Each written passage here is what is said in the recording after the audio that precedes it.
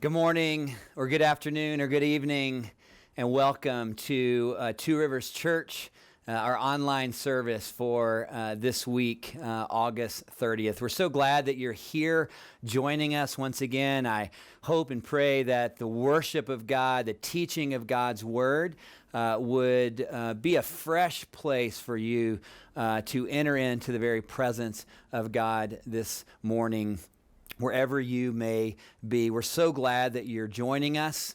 We want you to know that we're moving back to Sunday morning very soon, and we're going to have that information to you if it's not already out there. So please get on Instagram at 2RCFC, jump on our website, get information there. We're going to be communicating everything. Our Facebook page as well. We're going to get everything communicated about our plan getting back to Sunday morning. Coming back to Sunday morning this week in the next few days. I hope you enjoyed the service. I hope that you are encouraged and strengthened today. Let's worship God together.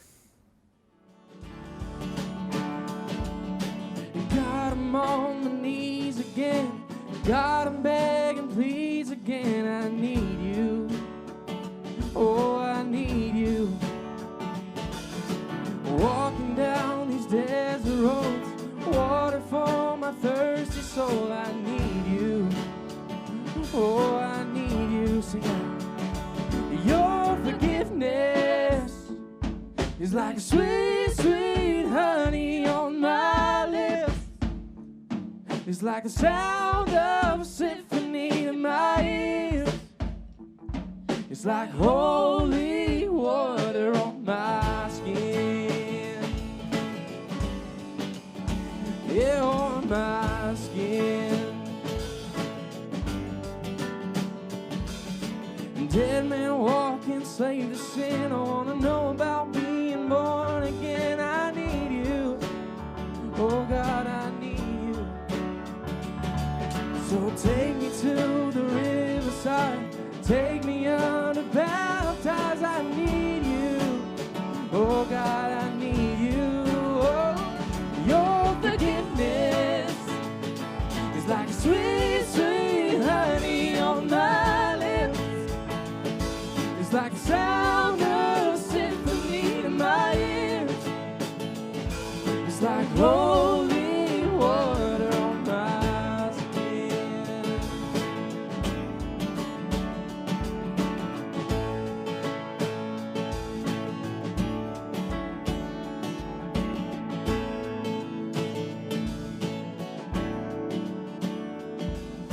And I don't want to abuse your grace.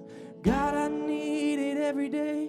It's the only thing that ever really makes me want to change. I don't want to abuse your grace. God, I need it every day. It's the only thing that ever really makes me want to change. I don't want to abuse your grace. God, I need it every day. It's the only thing that ever really makes me want to change. I don't want to abuse your grace. God, I need it every day. It's the only thing that ever really makes me want to change. Your forgiveness is like sweet, sweet honey on my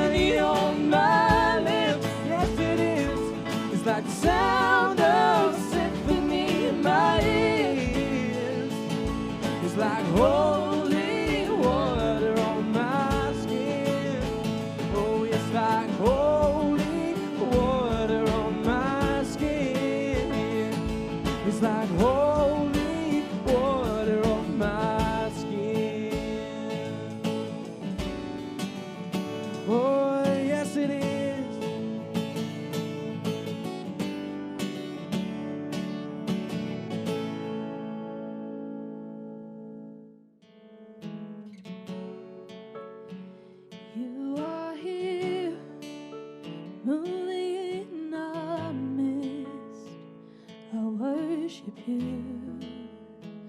I worship you. You are here, working in this place. I worship you. I worship you. You are waymaker, miracle worker, promise keeper, light in the darkness. My God, that is who you are. You are waymaker, miracle worker, promise keeper, light in the darkness. My God, that is who you are.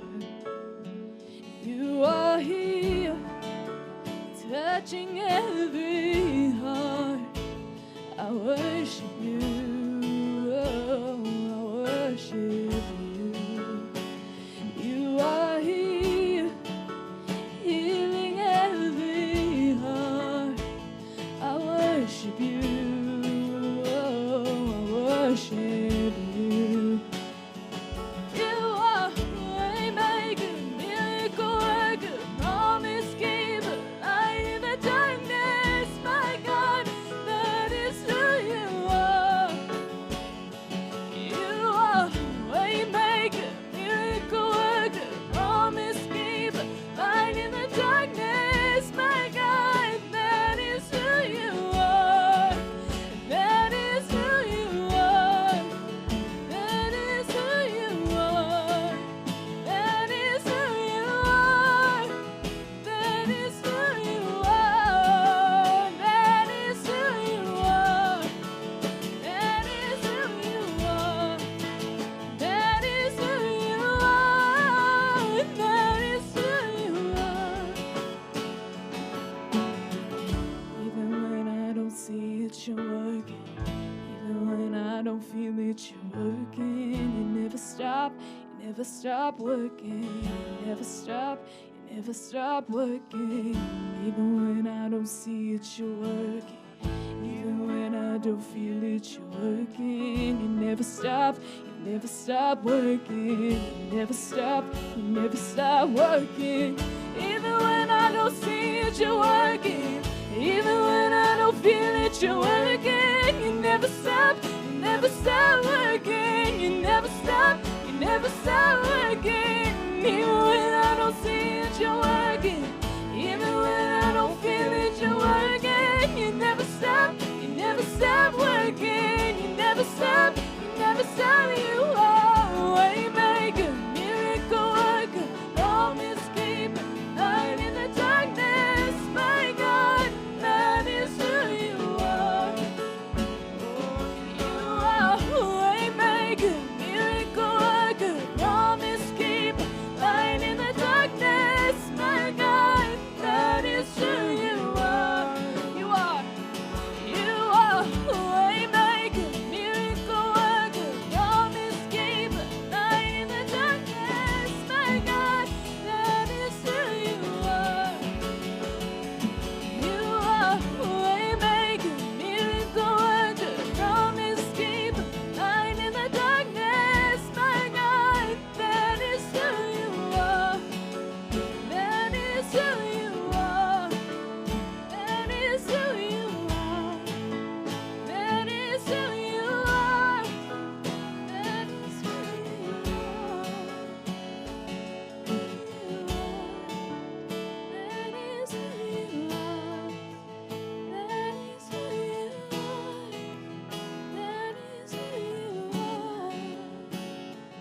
You are waymaker, miracle worker, promise keeper, light in the darkness. My God, that is who you are. You are waymaker, miracle worker, promise keeper, light in the darkness. My God, that is who you are. Hello, Two Rivers family. Welcome. Would you turn in your Bibles to Mark chapter 16? We are in the last chapter of the Gospel of Mark. Our message today, the resurrection brings restoration.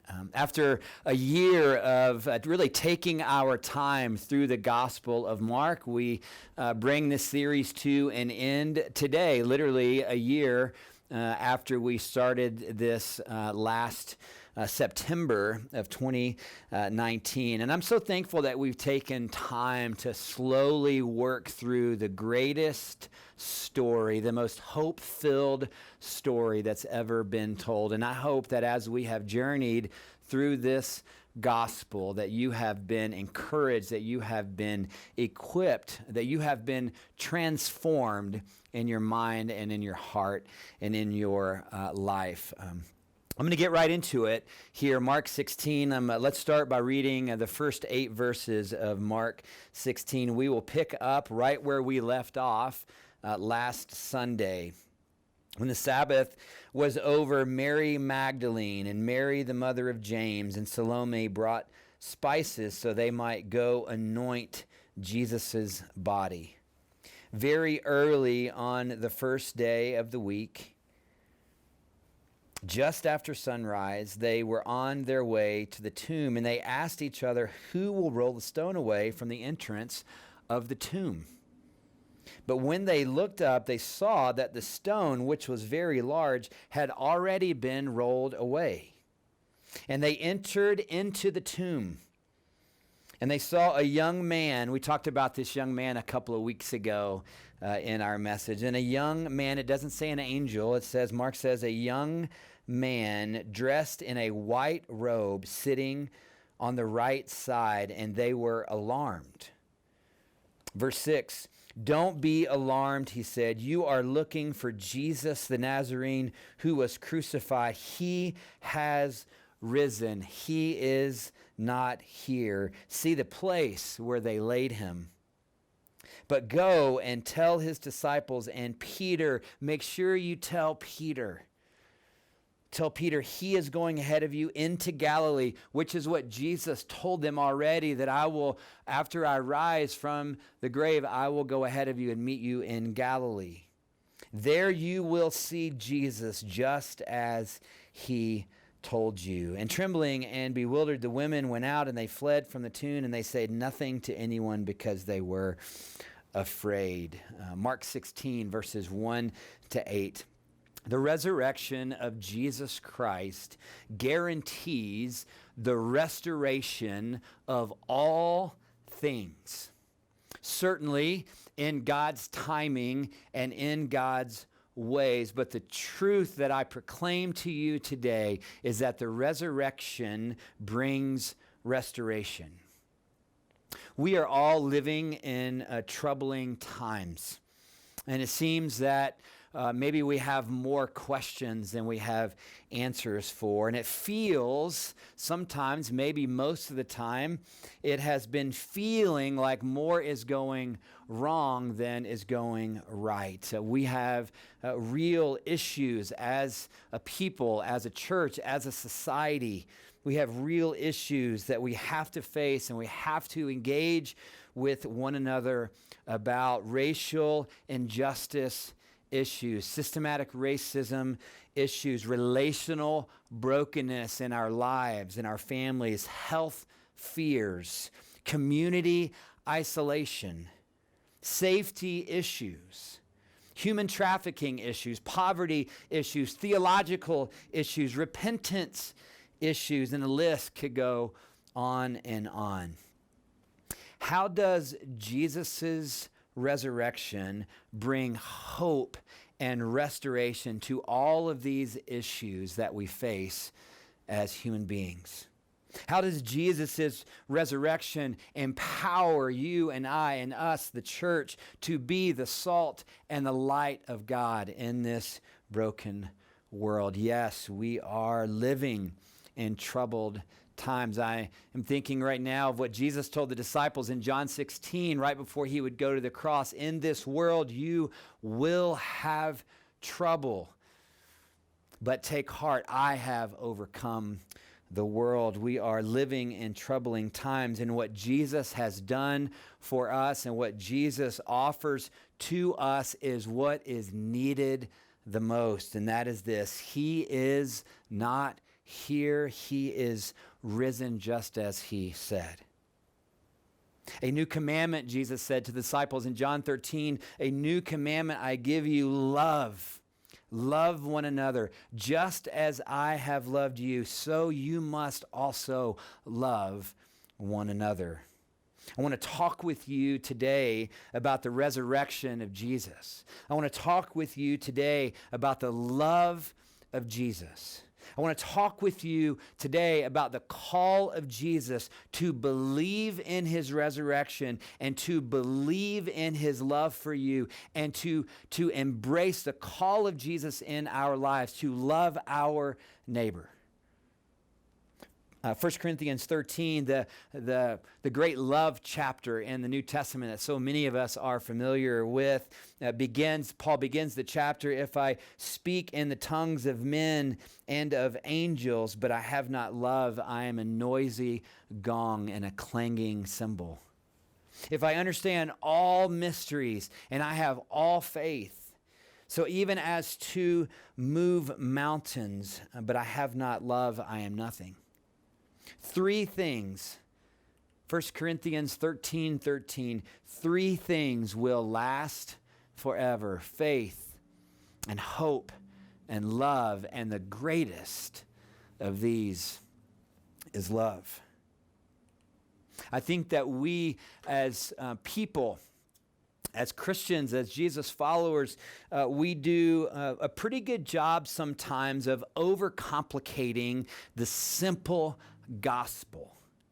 We overcomplicate it by majoring in the minors. We overcomplicate it by focusing our attention on secondary and tertiary issues and not essential issues and not salvific issues. We overcomplicate it with our demands based on our circumstances. We talked about that last week in our message. We overcomplicate it by wanting more than childlike faith, that Jesus says childlike faith is what we need. We also do a good job sometimes, I think, of allowing our guilt and our shame to have more power and more remembrance in our lives than Jesus' forgiveness and his restoration and his resurrection that brings restoration in our lives. As Peter warns us in 2 Peter chapter 1, we get nearsighted and blind, and we forget that we have been forgiven of past sins.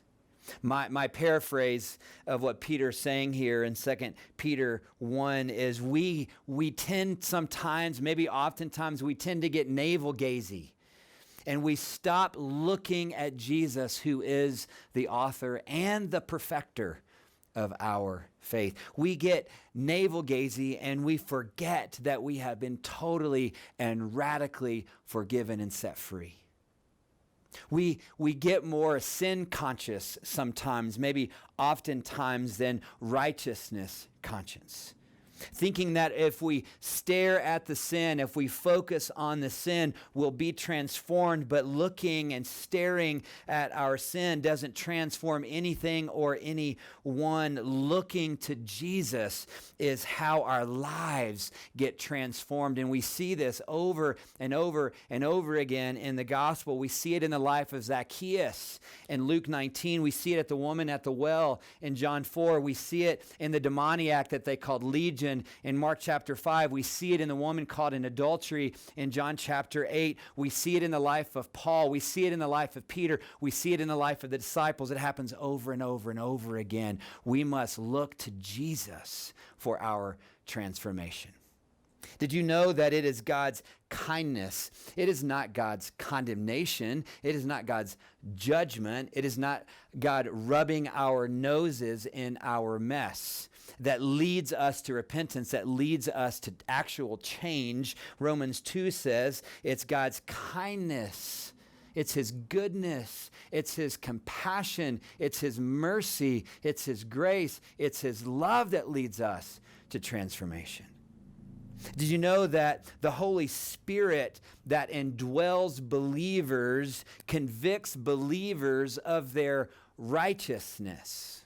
He is our greatest helper and advocate. John chapter 16, Jesus makes this clear to the disciples. The Holy Spirit indwells every believer and convicts believers of their righteousness. Raise your gaze, church. We are looking to Jesus today. We are looking to the living God. This message today is a message about the simple gospel, and it is of first importance. 1 Corinthians chapter 15. This is a chapter that I would say is just a chapter for you to remember and know. Like 1 Corinthians 15 is the resurrection chapter of the Apostle Paul to the church in Corinth. These will be familiar verses to some of you.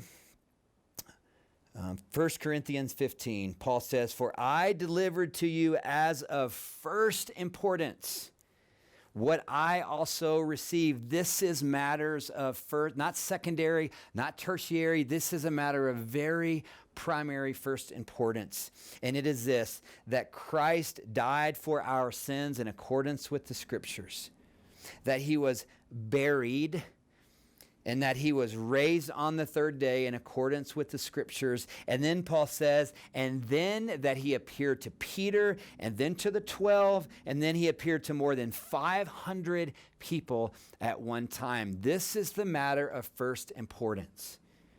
Skip down to verse 14, 1 Corinthians 15. Paul says, "And if Christ has not been raised, then our preaching is vain, and our faith is futile." Our preaching is vain, and our faith is vain. Verse 17, "And if Christ has not been raised, your faith is futile, and you are still in your sins." Verse 19, and if in Christ we have hope only in this life only, we, the people that proclaim the name of Jesus, we are of all people the most to be pitied." Verse 20, "But in fact, Christ has been raised from the dead. For as by a man Adam came death, by a man Jesus has also come the resurrection of the dead." Verse 22, "For as in Adam all die, so also in Christ shall all be made alive." What we are talking about today is the core and the foundation of our Christian faith. And Paul does not mince his words at all in 1 Corinthians 15. If there is no resurrection of Jesus, there is no hope. If there is no resurrection of Jesus, our faith is futile and it is in vain. But in fact, Christ has been raised from the grave, and the resurrection guarantees the restoration of all things. I want to speak specifically about what the resurrection restores for us in our lives. Three things. The resurrection brings restoration to our creation. It brings restoration to our communion with God, and it brings restoration to our community with one another. The resurrection restores the creation back to Eden. Paul says later in 1 Corinthians 15 that death has been swallowed up in victory. That is a present reality for our lives. Death has been swallowed up in victory because of the resurrection. That is now. That is present now. But the creation has also been restored not just now, but a prophetic promise of later as well. Revelation 21, this revelation of the new heaven and the new earth at Jesus' second coming. He will wipe every tear from their eyes, and death shall be no more.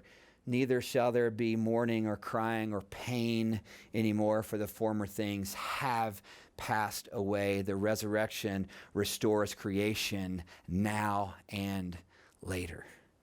The resurrection restores our communion with God. Paul says to the church in Rome, Romans 5:10, "For if while we were enemies," If for while we were enemies, we were reconciled to God by the death of his Son, much more now that we are reconciled, we are restored, we are reconciled, we have communion with the living God, shall we be saved by his life, his resurrection life.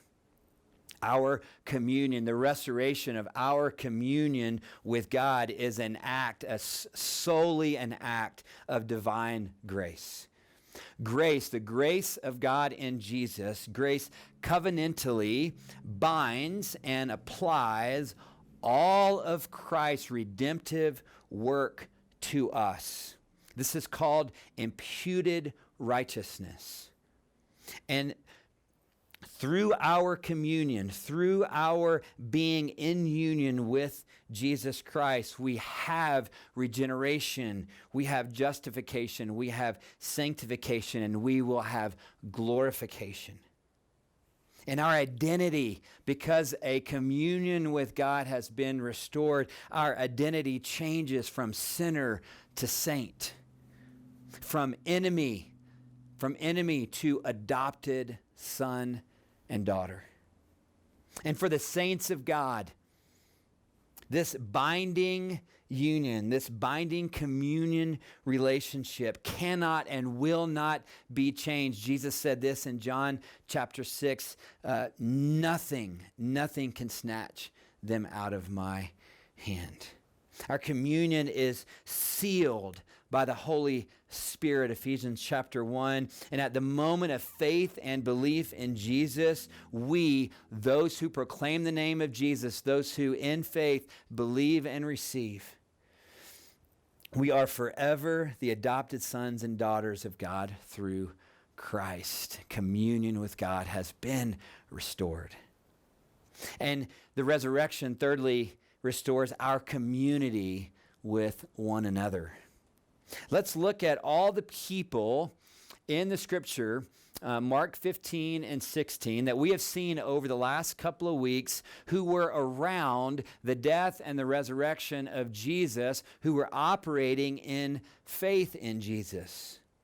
We saw last week Joseph of Arimathea. He was Jewish. He was a religious leader actually in the Sanhedrin, and he took the body of Jesus and prepared Jesus' body for burial. He humbled himself and he followed Jesus. He faced substitutionary atonement for his sin and he trusted it. We see the Roman centurion at the cross who said, surely this man was the Son of God. A Roman centurion is a Gentile pagan. Direct opposite from Joseph of Arimathea in terms of culture and upbringing and behavior, but he also humbled himself and came to Christ, proclaimed in faith, this is the Son of God. We see the young man in the tomb, emphasis on the word young man. We see women, we see so many women who were there and they were present, and women in that culture, they were so minimized and so oppressed. And these women, they followed Jesus and they cared for his needs. They were at the cross of Calvary and they were at the tomb when he was buried, and they were at the tomb again on the third day. And the women were actually the first evangelists. They were the first proclaimers of the resurrection. They were the first preachers, if you will, that Jesus was alive. Community has been restored, young and old. Men and women, religious and pagan, different ethnicities, different background, all invited, all finding freedom and hope and healing in the person and the work and the life of Jesus. Paul says this in Galatians 3:28, there is neither Jew nor Greek. There is neither slave nor free. There is neither male nor female, for you are all one in Christ Jesus. All restored because of the resurrection, all one in Christ. The gospel is for all people, all nations. The gospel family, the family of God, those sons and daughters who have been adopted into the family of God, the picture of the family of God is this beautiful unity in diversity. All ethnicities, again, all invited, radically inclusive, and we need to understand this biblically, theologically, and practically so that we cultivate this reality in our lives and in our church. One family under God, one family restored, all one in Christ Jesus. 1 Corinthians 15, end of the chapter. Paul says, "For this perishable body must put on the imperishable, and this mortal body must put on immortality. When the perishable puts on the imperishable, and the mortal puts on immortality, then shall come to pass the saying that is written, death is swallowed up in victory. O death, where is your victory? O death, where is your sting?" The creation has been restored. The sting of death is sin, and the power of sin is the law. But thanks be to God who gives us the victory through our Lord Jesus Christ. Therefore, verse 58, therefore, when we get to therefore in the scripture, we ask the question, what's the therefore? Therefore, because the resurrection restores all things, because we have hope and life in Jesus, therefore, Paul says, my beloved brothers and sisters, be steadfast. Be steadfast in your hope. Be steadfast in your faith. Be steadfast. Be immovable. Always abounding in the work of the Lord, knowing that in the Lord your labor is not in vain. Exhortations, because the resurrection restores all things, because the message of Jesus is true, because the person, the life, the death, the burial, the resurrection of Jesus is true, we are exhorted to be steadfast, be immovable, and abound in the work of the Lord.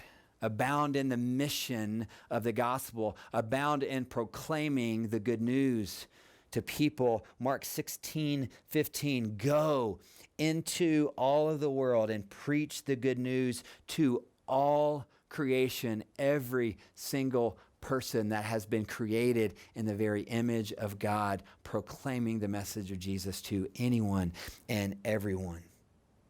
Acts 13, Paul, let it be known to you, therefore, brothers, that through this man Jesus, Paul is proclaiming the gospel, that through this man Jesus, forgiveness of sins is proclaimed to you, and by him everyone who believes is freed from everything from which you could not be freed from by the law of Moses.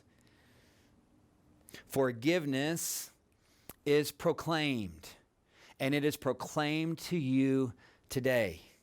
Faith and hope and love is proclaimed, and it is proclaimed to you today. And it means that every listener is invited not merely to listen, but to believe and receive. Here is where the resurrection calls for our response. Here is where our neutrality needs to shed its skin. We are called to embrace this news and to participate in its wonder. The life and the death and the resurrection of Jesus demands a response. What is your response? The resurrection of Jesus changes everything, but Jesus does not force himself on anyone, because that is not love. Jesus is proclaimed to you. Grace and freedom in Jesus is held out for you. Will you believe? Will you receive? Will you be saved? Will you be transformed? Will you have faith and hope and love in the message and the person of Jesus? And our desire as a church family is to proclaim the message and to love you and to embrace you being a part of our family, no matter what your response is. No matter what your response is, we are here in this community to be salt and light, to love people, and to invite people over and over and over to this message of freedom and hope and healing. Let me pray. Lord, this is stirring me up today that I have the privilege to proclaim the forgiveness of sins and the hope of eternal life to each person who is watching or listening. And so I pray that we would raise our gaze today and that we would look to Jesus and be saved and transformed, encouraged, equipped, transformed, and more conformed to the image of our Lord and Savior, Jesus Christ, the King of Kings and the Lord of Lords. In Jesus' name we do pray. Amen. Let's turn our hearts now to worship with gratitude, joy, hope, shalom, with this message centered in our hearts, that we would sing and worship and thank God for this amazing grace that he has given to us. Blessed assurance, Jesus is mine. Oh, what a foretaste of glory divine, heir of salvation, purchase of God, born of his Spirit, washed in his blood.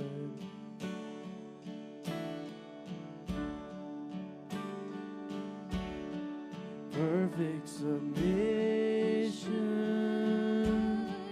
all is at rest. I in my Savior am happy and blessed, watching and waiting, looking above, filled with his goodness, lost in his love.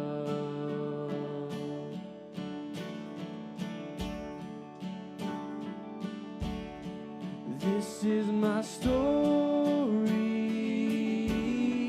this is my song, praising my Savior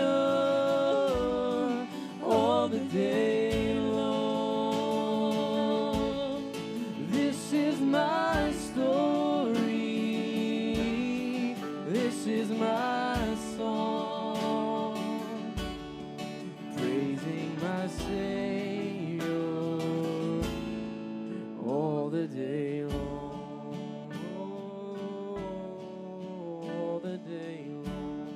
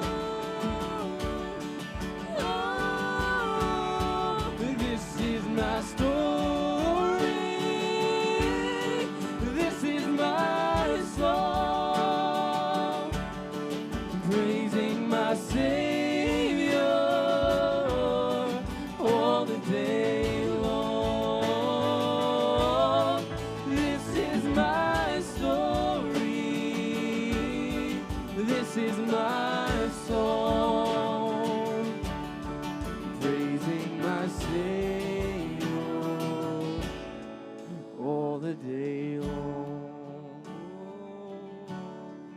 All the day long. All the day long. All my life long.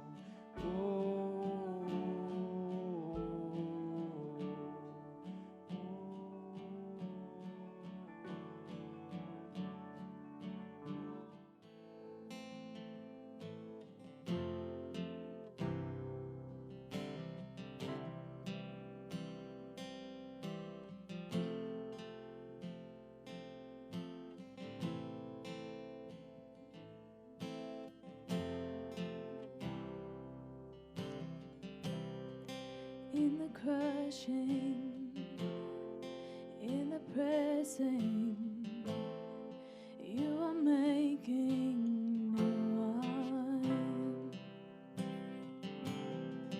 In the soil I now surrender, you are breaking new ground. So I yield to you and to your careful hand. When I trust you, I don't need to understand. So make me your vessel, make me an offering, make me whatever you want me to be. God, I came here with nothing, but all you've given me. Jesus, bring new wine out of me. In the crushing, in the pressing, you are making new wine. In the soil I now surrender, you are breaking new ground.